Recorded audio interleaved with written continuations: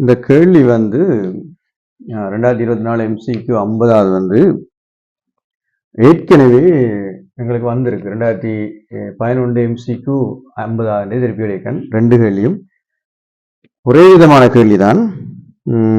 சரி, நம்ம அந்த கேள்வியை வாசிக்க நீங்க ஸ்கிரீனையும் பார்க்கலாம். ஒவ்வொன்றும் 3M ஆக உள்ள அதாவது சிமோலம் ஆக உள்ள சர்வசம செவ்வக இரு சமவக்க ஆப்புக்கள் ஒரு கரடான கிடைமேற்பரப்பு மீது அடுத்தடுத்து வைக்கப்பட்டுள்ளன. உருவிக்காட்டப்பட்டுள்ளவாறு திணி எம்ஐ உடைய கேபிட்டல் எம் உடைய ஒரு திண்ம உருளை ஆப்புகளின் மீது சமநிலை வைக்கப்படுகிறது. உருளைக்கும் ஆப்புகளுக்கும் இடையே உராய்வு எதுவும் இல்லை என கொள்க. ஆப்புகளுக்கிடை மேற்பரப்புக்கும் இடையே உள்ள நிலையியல் உராய்வு குணகம் மியூ ஆகும். ஆப்புக்கள் நழுவாமல் சமநிலைக்கு படுத்தத்தக்க கேபிட்டல் எம் மிகப்பெரிய பெருமானம் யாது? சரி, இப்போ ஃபர்ஸ்ட் நான் இந்த 2024 படத்துக்கு காட்டுறேன். 2024 வந்தது இதே மாதிரி தான். எப்படின்னு சொன்னா 2 ஆப்பு இப்படி வைக்கிறாங்க. இதைத்தான் ஆப்புன்னு சொல்றாங்க. இந்த ஆப்புக்கு இடையில ஒரு உருளையை வைக்கிறாங்க, திண்ம உருளை ஒன்று வைக்கிறாங்க. இது கேபிட்டல் எம் திணிவும் இது ஸ்மால் எம் திணிவும் இருக்கு. இது ஸ்மால் எம் திணிவா இருக்கு. இதோட மேற்பரப்பு உராய்வு குணகம் மியூ. ஆனா இத 2011 கேட்டிருந்தாங்க. அது 50 இல்லையா? இதே மாதிரி ஆப்பு தான், அதுல மாற்றம் இல்லை. சர்வசம ஆப்புக்கள்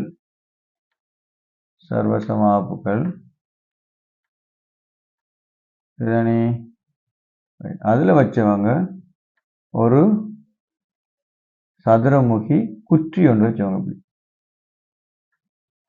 சரியா? இது 2011 குற்றி ஒன்று வச்சவங்க. இதே திணிவு எம் தான். இதுவும் 45 வாகை, இதுவும் 45 வாகை, இதுவும் 45 வாகை. இது கேபிட்டல் எம் திணிவா இருக்குது. இதுவும் மேற்பரப்பு அதே மியூ உராய்வு குணம் இருக்கிறது.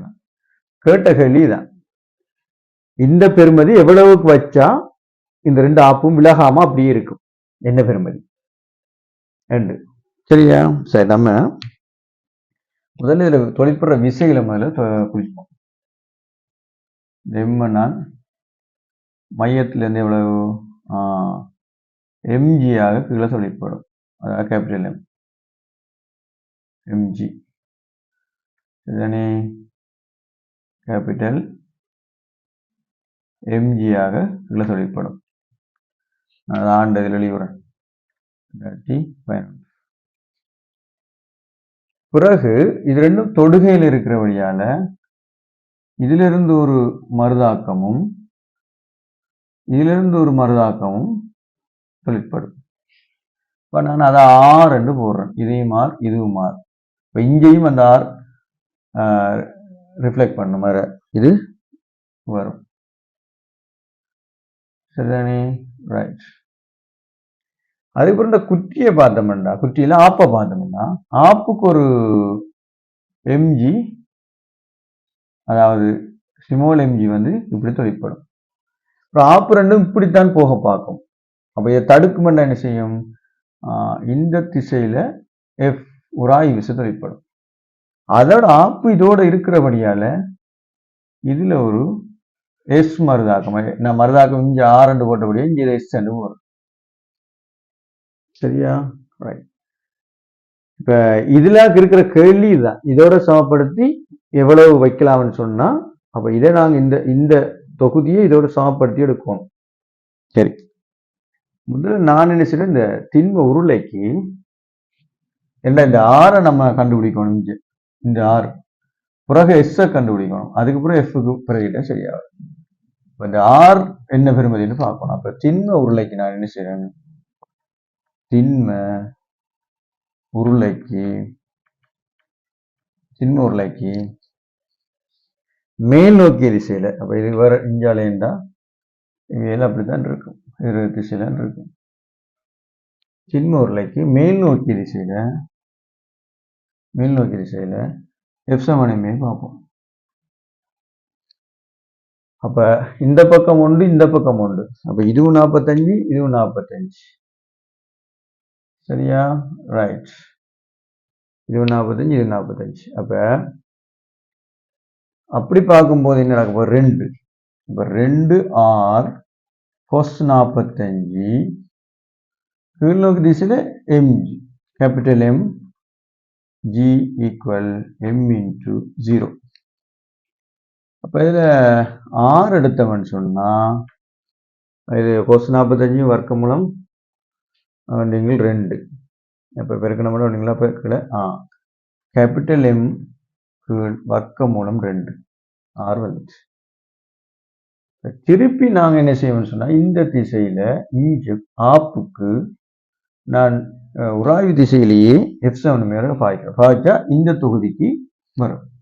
அப்ப ஆப்புக்கு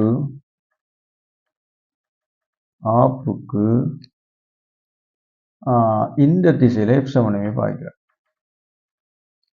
அப்ப இந்த பக்கத்தால என்ன இருக்குது? உராய்வு F மைனஸ் இந்த பக்கத்தால இருக்க R. அப்ப R cos. அப்ப R cos 45 வரும். சமன் M நகரல்ல 0. அவர் F எடுக்கலாம் எப்படி என்றா 4 எங்கள்கிட்ட இருக்கு வர்க்கமூலம் 3/2. வர்க்கமூலம் mg இங்கில் வர்க்கமூலம் 2. அப்ப இதுவும் என்ன 1 வர்க்கமூலம் 2 பெருக்கமுண்டா அது எப்படி வரும்டா mg இங்கில் 2 வரும். F. ஆனா இந்த F எழுதலாம் எப்படி? F வந்து இந்த S இருக்கு, அதாவது மருதாக்கம் தர மீ ஒன்று எழுதலாம். ஆனா இந்த மருதாக்கம் உங்களுக்கு தெரியா, S தெரியா.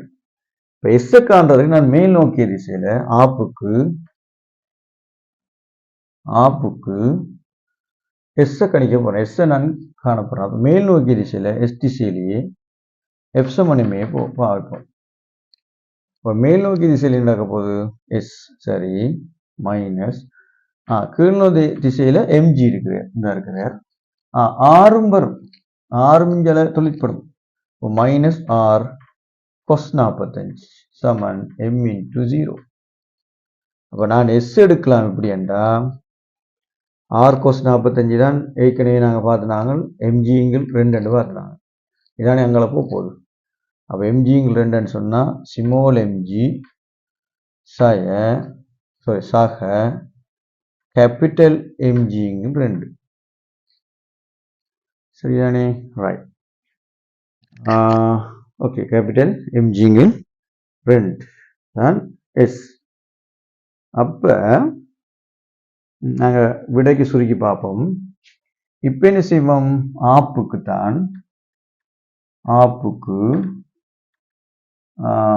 என்ன சொல்றது, மியூ சமன் உராய்வு விசையை யூஸ் பண்ணுவோம். எஃப்ங்களா? சரியா? ரைட். இப்ப எஃப் தெரியும் எங்களுக்கு. மியூ கேபிட்டல் எம்ஜி கீழ் 2 அரண இதனால அப்புறம் small MG plus capital MG கீழ் 2. ஆனா இதை நாங்க என்ன செய்யணும்? எங்களுக்கு இந்த எம் தான் சமப்படுத்தி எடுப்போம். அப்ப திருப்பி போவோம். இனி மெட்ஸ் தான் எம்ஜிங்கில் 2 அரண இவரை முதல்ல பொதுநிலைக்கு ஆக்கும் 2. அப்ப 2 small MG plus capital MG. இதை வச்சு இப்படி பார்க்கும்போது என்ன செய்யலாம்? மாறி மாறி வெட்டலாம். என்ன மாறி வரும். மாறி வரும்போது எங்களுக்கு என்னென்று கிடைக்கும்? இதுல மிச்சம் மியூ கேபிட்டல் எம்ஜி. சரியா? ரைட். கீழே 2 ஸ்மால் எம்ஜி பிளஸ் கேபிட்டல் எம்ஜின்னு வரும். ஏன்னா எப்படி இருந்தாலும் கேபிட்டல் எம்ஜியை தான் எடுக்கும். இதை அப்படி எடுக்க வெளிக்கிடும்போது எப்படி வரும்னு சொன்னா 2 ஸ்மால் எம்ஜி மியூ, இதை பெருக்கிறேன், வேற ஒன்றும் இல்லை,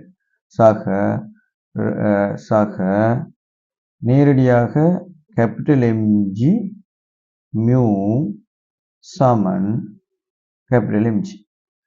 எப்படி நாங்கள் கேபிட்டல் எம்ஜி எங்களுக்கு தேவை என்ற வகையில் 2 MG mu small MG MG capital MG minus MG mu.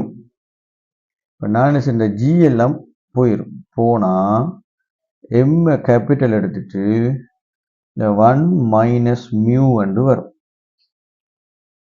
இது நடக்க போகுது 2 சிமோல் எம் மியூ வந்து வரும். உங்களுக்கு தேவை என்ன? எம் தான். அப்போ எம்மை நான் நேரம் எழுதலாம். எம்மை நான் ரைட் இதை சுருக்கினதை எழுதுவா வடிவாக விளங்க உங்களுக்கு சுருக்கினதை எழுதுவோம். இது இவ்வளவும் சம்பந்தம் இல்லை. இது வேற பார்ட். ரைட் கடைசியாக விடைக்கு வந்தோம்டா நேரடியாக எம் 2 சிமோல் எம் மியூவின் கீழ் 1 செய்ய மியூ என்று வரும். சரியா பார்ப்போம். 2 மியூ எம் சரி 1 செய்ய மியூ. இப்போ விடை வந்து எங்களுக்கு 5வது விடை இருக்கு. இந்த விடை எத்தனையா இருக்கு? விடை 5வது விடையா இருக்கு. இதே 2011க்கும் இதே 5 இது விடைதான். இதே விடைதான். ஆனால் அது எத்தனாவது விடையா இருந்தது இல்லை, 4வது நினைக்கிறேன். ஆனால் இதே மேதத்தில் அதையும் செய்கிறேன். இதே மேதத்தில் அதுவும் செய்யப்படும். இது 2024 2025 21 2011